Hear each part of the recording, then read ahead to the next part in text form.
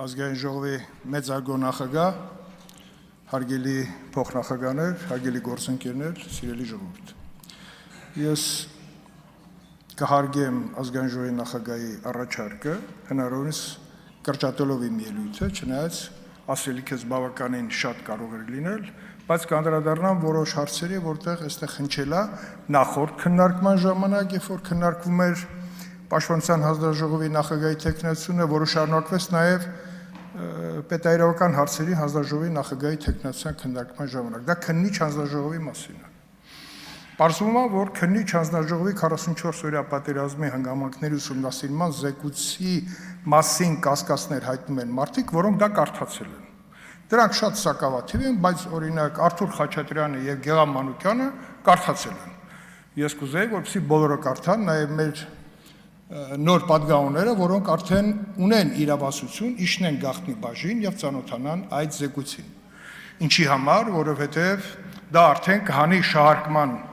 միջավայրից զեկույցի ոչ միայն գոյությունը, այլ նաեւ ծանոթանան այն բովանդակությանը, որ տալիս է բազմաթիվ հարցերի պատասխան։ Մեսրոպ Մարտիրոս Մանուկյանը դալիճում չի, խոսեց նաեւ զեկույցի մասին ինքը, այնպիսի տպավորություն ստացա, որ մանրամասն ոնց որ թե չլինելով դեռ պատգամավոր, որոշ պատկերացումներ ունի մեր կանոնակարգ օրենքի մասին։ Պարոն Մեսրոպ Մանուկյանը լավ կլինի, որ ունի նաև հնարավորություն ծանոթանա քառօրյա պատերազմի քննիչ հանձնաժողովների զեկույցին, որովհետև այնտեղ կա նաև հիշատակում, թե մեր անհաջողությունները այդ կարճատև պատերազմի ընթացքում ինչպիսի արձանագրումներ են ունեցել եւ դա իրականացվել է ազգային ժողովի ամենակարևոր վերահսկողական գործիքակազմի միջոցով, որն է քննիչ հանձնաժողով ունենալը։ Վերջին 7-8 տարվա ընթացքում ազգային ժողովը ունեցել է 4 քննիչ հանձնաժողով ստեղծելու հնարավորություն եւ ասեմ ձեզ, որ 4-ից 2-ը առնչվել են Պաշտպանության եւ Անվտանգության հանձնաժողովներին եւ հանձնաժողովը իրացրել է իր այդ սահմանադրական իրավունքը եւ ներկայացրել է զեկույց։ Քառօրյա պատերազմի զեկույցը ինձ հաջողվել է ներկայացնել ազգային ժողովի լիագումար նիստերի դալիճում եւ 44-օրյայի զեկույցը տարբեր տարընթերցումների իրավական տարընթերցումների պատճառով գնացել է առաջի բաժին, բայց դա չի զրկել հնարավորությունից մեր պատգամավորներին եւ պետական ինստիտուտներին ծանոթանալ դրա հետ։ Ես հոկտեմբերի 27-ի մարտի 1-ի մասին չեմ խոսի, որպեսզի Մամիկոն Ասլանյանը հանկարծված չզգա, պարոն Ասլանյան, դա միշտ ես խոսեմ, քանի բացահայտված չեն։ Իսկ բացահայտումները հերթով տեսնում եք արդեն գալիս են։ Երկու շատ հանրության կողմից սպասված բացահայտումներ Արսուն Մարգարյանի եւ Խորխորնու արդեն ճանապարհին են վերջնական լուծում ստանալու եւ հաջորդի այստեղ։ Ինչի որոշեցի խոսեմ հենց պետայրավական հանձնաժողովի նախագահի թեկնածության քննարկման ժամանակ այս թեման, որովհետև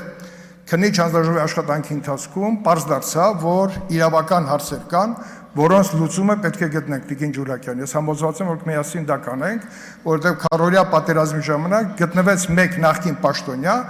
Գրիգորի Խաչատուրը, գեներալ-գնդապետ, որը հրաժարվեց գա քննիչ հանձնաժողովի աշխատանքներին եւ ուղարկեց ընդամենը մեկ էջանոց մի բացատրություն, բայց մնացած բոլոր պաշտոնյաները, նախկին նախագահ, վարչապետներ եւ այլն, բոլորը ներկայացել են զինվորականներ, ում ուղարկել են հրավեր։ Եվ մեկ տարօրինակ արձանագրում եղավ 44-օրյա պատերազմի ժամանակ, այն է, որ Վարդան Օսկանյանը անդադ էկրանի մյուս կողմից էր հայտնվում եւ մերժում էր քննիչ հանձնաժողովի աշխատանքին մասնակցելուց։ Չնայած դա միակ այն հարթակն էր, որտեղ բոլոր պաշտոնյաները ունեին հնարավորություն այն ինչ որ չեն ասել քաղաքական առումով գան եւ անեն դա քննիչ հանձնաժողով։ Այն ինչ արեց նաեւ հանրապետության վարչապետ Նիկոլ Փաշինյանը։ Եթե կարդալու ցանկություն չունեք, տեսագրությունները որպես դոկումենտալ նյութ կարող եք տասնյակ ժամերով նստեք եւ նայեք։ Պարոն Խաչատրյանը համոզված եմ չի նայել, դուք դե նայեք ձայնագրությունները, տեսագրությունները։ Շատ լավ, այսինքն դրանք էլ շատ տևական ժամանակ է պահանջելու, բայց դա շատ կարևոր արձանագրումներ են, որոնք ֆիքսված են։ Հիմա ասեմ ստորագրությունների մասին։ Ստորագրությունը կլինեին շատ, եթե մեր սիրելի գործընկերները ընդդիմության մասնակցեին քննիչ հանձնաժողովի աշխատանքին։ Անհասկանալի հիմնավորումն նրանք մերժեցին այդ աշխատանքների մասնակցելուց, նաև զրկեցին իրենց հնարավորությունից, որպեսզի հրավիրյալներին ոչ միայն ուղարկեն ոչ ցանկալի հարցեր, այլ նաև ունենան սեփական կարծիքը արձանագրելու եւ զեկույցի մեջ ներառելու հնարավորություն։ Նախկինում քարորիայի ժամանակ իբրի հնարավորությունից օգտվել է թե Բարգավաճ Հայաստանի ներկայացուցիչները, թե Լուսավոր Հայաստանի ներկայացուցիչները։ Ի պատիվ իրենց։ Դրանք արկա են եւ դրանք փոփոխության ենթակա չեն։ Հիմա ժամկետի խախտում իրավական առումով այս վեճը դրա մասին չի։ Քննիչ հանձնաժողովի կարևոր առաքելությունը զեկույց ունենալն է։ 4 քննիչ հանձնաժողովներից միայն մեր հանձնաժողովը, որը միայն մեր հանձնաժողովն է իրավասու քննելու պաշտպանության անվտանգության հարցերը, ներկայացրել է 2 զեկույց։ Եվ զեկույցի գոյությունն է, որ մնայուն արժեք է լինելու եւ նա իր արժեվ դրված խնդիրը լուծած համարելով պետք է նաև այդ հարցերի պատասխանը ուղարկի այն գերատեսչություններ, որոնք իրավասու են այդ զեկույցից օգտվելով իրականացնել ուղումներ այն բացողումների մեջ, որը մեզ նաև բերել է պարտության։ Եղամ Մանուկյանը ասեց, որ մեր զինված ուժերը կարելի ասել այլևս չկան։ Ես կարող եմ մի մասում համաձայնվել, պաշտպանության բանակը այլևս չկա, բայց մեր զինված ուժերը ոչ միայն կա, այլ նաև ապրում է իր զարգացման նոր փուլերը ձեռք բերելով, նոր սպառազինություն զարգացնելով, ռազմաարդյունաբերությունը լուծելով իրավական բոլոր այն խնդիրները, որը ապահովել են այդ զարգացումը։ Եվ ես կարծում եմ, Տիկին Ջուլակյան, նախ վստահ եմ, որ դուք ստանաք մեր խմբակցության մաքսիմալ ձայները, որովհետև մենք իրար գիտենք նաև ճանապարհ անցնելու շնորհիվ, ձեզ եւ Ագալակսյան նշել եմ, մարդուն ճանաչում են ճանապարհ անցնելով միասին, դուք կանեք դա, քննիչ հանձնաժողովների մասով ասեմ ձեզ, որ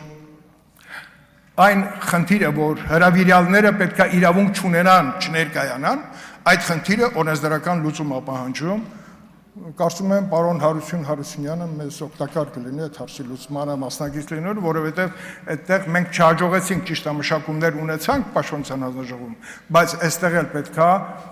չտանք հնարավորություն, որ նախկին պաշտոնյաները, որոնց պաշտոնման արդյունքում ունեցել են խնդիրներ, չունենան հնարավորություն մերժելու բարձրագույն, ուրեմն քաղաքական մարմնի կողմից ստեղծված հանձնաժողովին չներկայելու հնարավորություն։ Հիմա ես շատ կուզեի խոսել նաև եկեղեցու թեմայով, որովհետև եկեղեցու խնդիրը ուզենք թե չուզենք, պարոն Ասլանյան, առնչվում է Ռոբերտ Քոչարյանի անվան հետ։ Հիմա կասեք ինչու։ Որտեղ Ռոբերտ Քոչարյանն էր, որը հնչեցրեց այն տեսակետը, որ քաղաքական դաշտում նոր լիդեր է պետք, թերևս սրբազան դասից որևէ, եւ ընտրեցին հայտնի սրբազանին եւ ուղարկեցին Կիրանց, ինչով ավարտվեց, ավիրվեց քաղաքական դաշտը եւ բայց մնաց հարցականը Ռոբերտ Քոչարյանի եւ Դաշնակցության կապը ինչքանով է այդպես ամուր կապված։ Ես կարծում եմ, այս ելույթով ես դրան չեմ անդրադառնա, բայց ապագայում կխոսեմ այդ կապի ստեղծման ժամանակագրության եւ նրա ամուր լինելու մասին։ Շնորհակալություն։